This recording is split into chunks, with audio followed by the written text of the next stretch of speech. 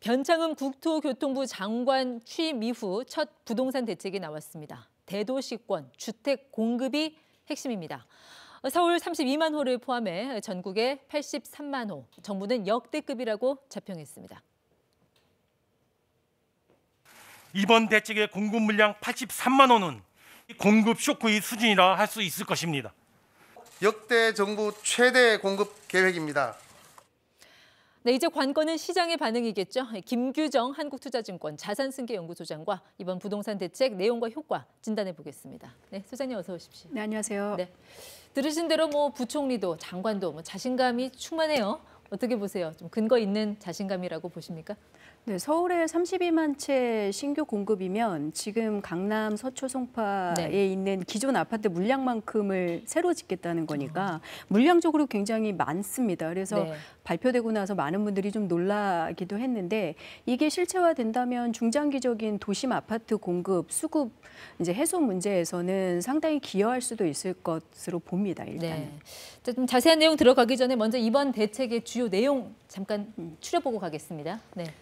네, 공공주도 사업으로 속도를 빠르게 해서 이제 도심의 아파트 위주의 공공 분양을 늘리겠다라는 건데요. 서울이 32만 채, 수도권 61만 채, 그리고 전국적으로 83만 채입니다. 그래서 공공주도라는 거는 그러니까 LH나 SH가 시행을 맡는 공공 위주의 이제 시행자 사업이라는 거고요. 재건축 규제를 생각보다 굉장히 많이 풀었습니다. 그래서 초과이익 환수제를 적용받지 않게 해주는 것, 그리고 조합원 동의율을 3분의 2 수준으로 종전보다 대폭 낮췄고요. 분양가 상한제의 거래 규제라던가 이런 부분들도 대부분 열어주고 용적률 상향이나 종상향으로 일단 수익 보전을 해주어서 재건축 조합원들을 좀 끌어들이겠다라는 발표 내용이 포함됐습니다. 다만 민간이 아니라 공공이 주도하는 재건축인 거죠? 맞습니다. 이 부분도 여전히 공공이 시행자를 맡는 건 동일하고요. 다만 실질 시공은 민간 건설사들이 하기 때문에 브랜드나 이런 것들은 민간 브랜드를 가질 수는 있습니다. 마지막으로 청약 제도인데요.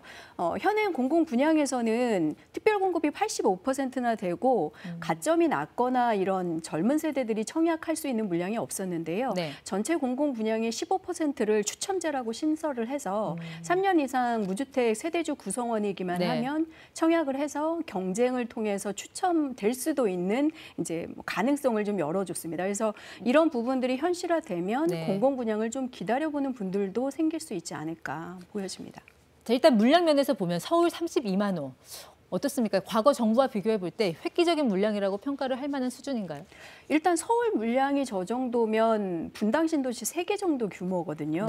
그래서 이게 실체화된다면 서울의 아파트 위주 공공 분양으로는 역대 최고급인 게 맞을 것 같습니다. 특히 종전에는 지난해 나온 수도권 127만 호 같은 경우 대부분 경기나 인천 지역 위주였기 때문에 서울의 아파트 공급이 필요하다라는 주장들이 계속 나왔는데 이번에는 어쨌든 기존의 재건축 지구 또 역세권 개발 등을 통해서 도심 서울의 공공 분양을 32만 채 가까이 넣겠다라는 거라서 현실화된다면 기여도가 클 수 있습니다. 32만 호 중에서 아파트가 한 몇 채 정도 될까요? 대부분 재건축 단지겠죠?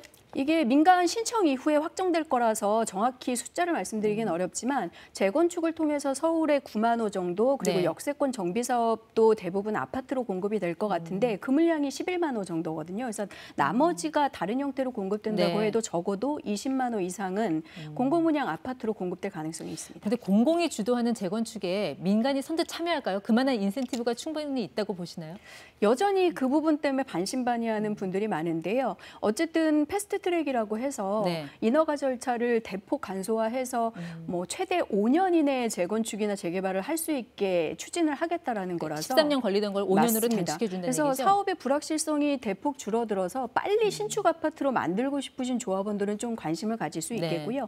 일단 기대 수익률의 한 30%포인트 정도는 더 수익을 맞추도록 높여주겠다라는 얘기가 나와서 물론 이 부분도 약간 쟁점이 있긴 합니다만 그런 것들이 맞춰진다면 관심을 가질 만한 중소규모 재건축 단지들, 경기 지역의 재건축이 더딘 곳들 이런 곳들은 관심을 가져볼 수 있을 것 같습니다. 물론 사업 기간을 5년으로 단축을 한다고 해도 당면한 주거 대란을 해소하기는 좀 어렵겠네요. 그래서 일부에서는 불이 난 긴급 상황에서 소방서 짓는 거 아니냐 이런 비유도 하던데. 네, 맞습니다. 일단은 당장 이거 계획이 나온다고 해도 아무리 빨리 지어도 5년 후부터 한 25년부터 28년 정도에 이제 입주가 시작되는 상황이다 보니까 여전히 당면한 전세 불안이나 집값 안정에는 네. 좀 효과 내기는 어렵다라는 지적, 그리고 그럴 거면 좀 빨리 내놓지 그랬냐라는 지적들, 네. 너무 늦었다라는 것들이 있는데요. 어쨌든 뭐 긍정적으로 평가할 부분은 지금이라도 공급 확대로 대폭 선회를 하고, 특히 수요자들이 원하는 도심의 역세권 중심 네. 공공분양 아파트 네. 형태로 공급하겠다라는 이제 대책을 내놓은 것은 어느 정도 시장의 길을 기울였다고 볼 수 있습니다. 방금 말씀하신 그 역세권, 그 주변에 이제 고밀도로 개발을 하겠다는 건데 구체적으로 좀 어떤 형태의 개발을 염두에 두고 있는 걸까요? 네. 역세권 부지 같은 경우에는 용적률을 최대 700%까지 대폭 높여서 네. 그 높아진 층수랑 규모만큼 아파트를 더 지을 수 있다는 거죠. 네. 그래서 역세권의 토지 소유주들이 3분의 2 이상 참여해서 공공사업으로 하겠다라고 하면 인센티브와 용적률 상향을 하면서 좀 고층의 아파트를 지어서 공공으로 공급하겠다라는 건데요. 뭐 아무 부지나 다 할 수는 없을 거고요. 왜냐하면 뭐 도심의 고밀 문제라든가 인프라 부족 같은 것들을 최소화하면서 공급 효과를 낼 수 있는 부지들이 먼저 선정이 될 가능성이 있습니다. 그러니까 이번에 보면은 숫자 이외에는 지역을 비롯한 좀 구체적인 내용이 없어서 좀 부실한 거 아니냐 뭐 이런 지적도 있는데 특히 어디가 빠져 있어요? 예를 들어 준공업지 개발 같은 경우도 어디를 좀 추정을 해볼 수 있을까요? 네, 사실 이번 계획이 LH나 SH 공공이 시행 주도를 하긴 하지만 실제는 토지 소유주들이 신청을 해서 공공으로 하겠다고 결정을 해야 네. 사업을 할 수 있어서 대상지들이 빠져 있을 수밖에 없습니다. 그리고 26만 호가량 전국적으로 공급하는 신규 택지 대상지도 빠져 네. 있어서 그런 부분들을 추가로 LH 내지는 이제 국토교통부가 빨리 선정해서 발표하는 게 중요하다고 보겠습니다. 근데 서울 도심권 택지는 대부분 다 주인들이 있는 땅이잖아요. 민간의 땅이기 때문에 아무래도 기존 건물주의 반대라든지 또 보상 문제도 있을 수 있고 불법 시비도 있을 텐데 이게 순조롭게 진행이 될 수 있을 걸로 보세요?